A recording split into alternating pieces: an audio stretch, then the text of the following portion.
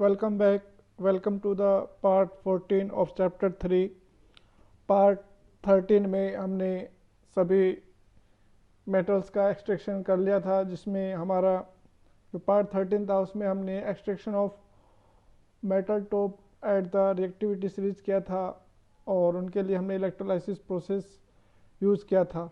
ठीक है, तो जब हमारे तीनों तरीके की जो मेटल हैं वो एक्सट्रैक्ट हो चुकी हैं, तो अब हम एक बार इनको समराइज़ कर लेते हैं। जैसे यहाँ पर एक ब्रीफ स्टेप्स दिए हुए हैं। You have to draw this diagram in your fair notebook. सबसे पहले आपको क्या मिलता है? और मिलता है। और हमें कहाँ से मिलता है? मिनरल से, जिसके अंदर मेटल की कंसंट्रेशन ज़्यादा होती है। फिर हम और का कंसंट्रेशन करते हैं।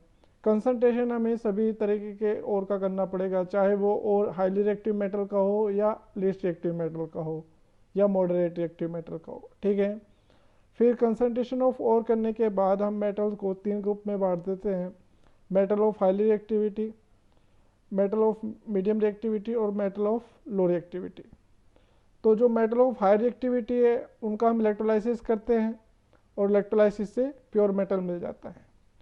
जो मेटल ऑफ मीडियम रिएक्टिविटी है वो आपको 2 और में मिलती है, कार्बोनेट और एंड सल्फाइड और में। कार्बोनेट और के लिए हम कैल्सिनेशन करते हैं, सल्फाइड और के लिए हम रोस्टिंग करते हैं। दोनों से ही हमें मेटल ऑक्साइड मिलता है। मेटल ऑक्साइड को रिड्यूस करके हम क्या करते हैं? मेटल बनाते हैं और फिर मेटल को प्योरीफिकेशन करते हैं। जो मेटल ऑफ लो रिएक्टिविटी है उनको हम सल्फाइड और मिलते हैं, उनको हम रोस्टिंग करते हैं, सीधा मेटल में बदल जाता है। मेटल में बदलने के बाद उसकी रिफाइनिंग करते हैं। तो अब हमारे पास क्या बचता है? रिफाइनिंग। तो क्या करते हैं रिफाइनिंग में? Refining of metal, the process of obtaining a pure metal from the extracted crude metal. जो मेटल आप एक्सट्रैक्ट कर रहे हो ना, वो मेटल प्योर नहीं होती है, उसमें उसके अंदर कुछ ना कुछ इम्प्योरिटी फिर भी रह जाती है। तो उन इम्प्योरिटी को दूर करके प्योर मेटल ऑब्टेन करने की जो प्रोसेस होती है उसको हम बोलते हैं रिफाइनिंग ऑफ मेटल। तो आप क्या लिख सकते हैं इसमें?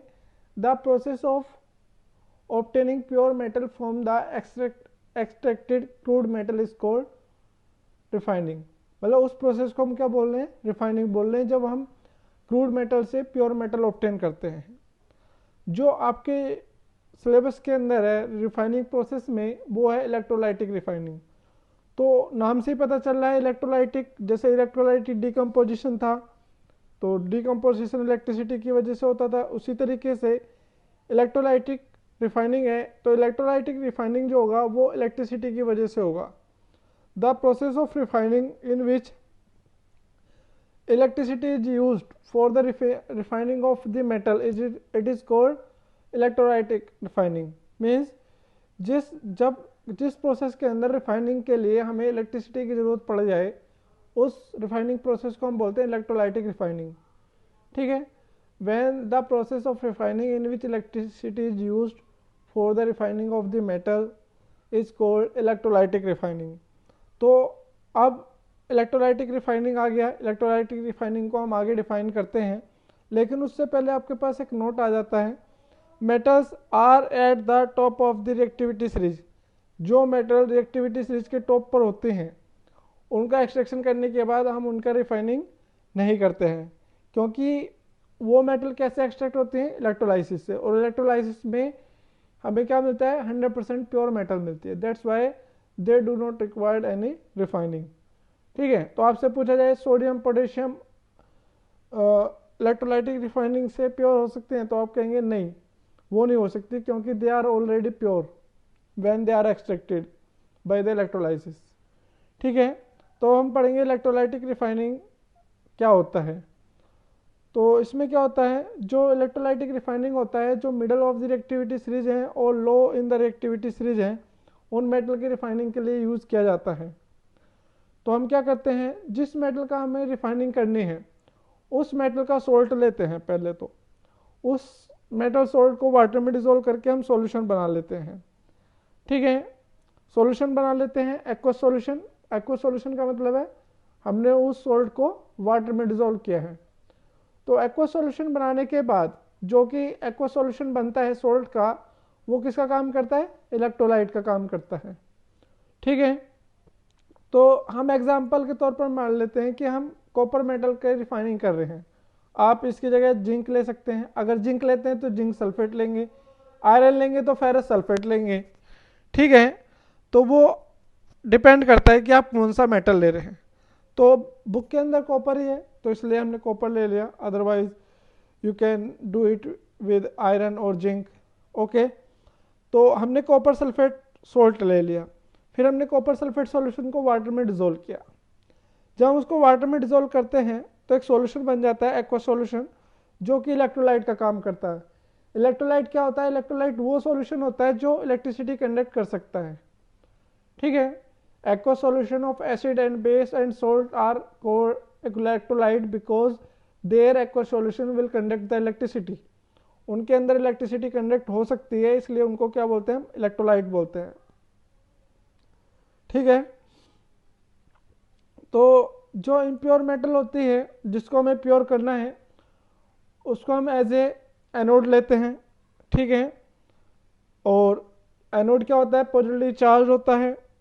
और जो ग्रेफाइट, फिर एनोड है तो हमें कैथोड भी चाहिए।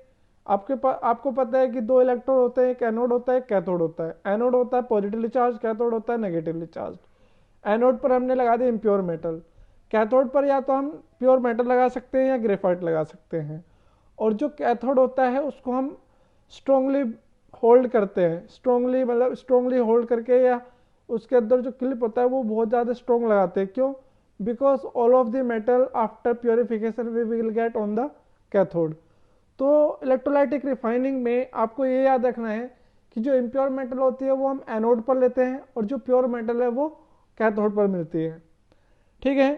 तो हम प्योर मेटल का या ग्रेफाइट का कैथोड ले लेते हैं जो कि नेगेटिवली चार्ज होता है, और फिर उन दोनों इलेक्ट्रोड को कहाँ पर? Aqua solution of copper sulphate में डिप कर देते हैं। उसके बाद क्या होता है?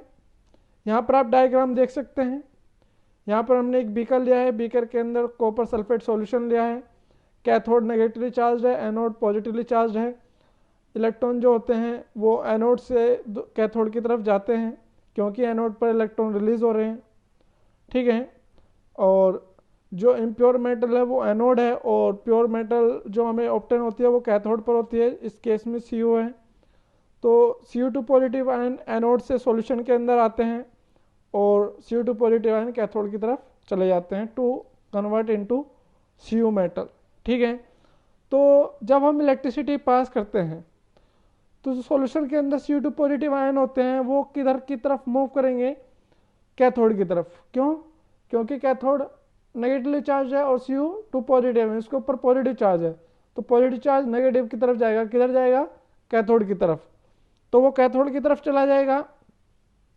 कैथोड की तरफ जाकर कैथोड के पास क्या है? इलेक्ट्रॉन है। इलेक्ट्रॉन गेन करके वो प्योर मेटल में कन्वर्ट हो जाता है।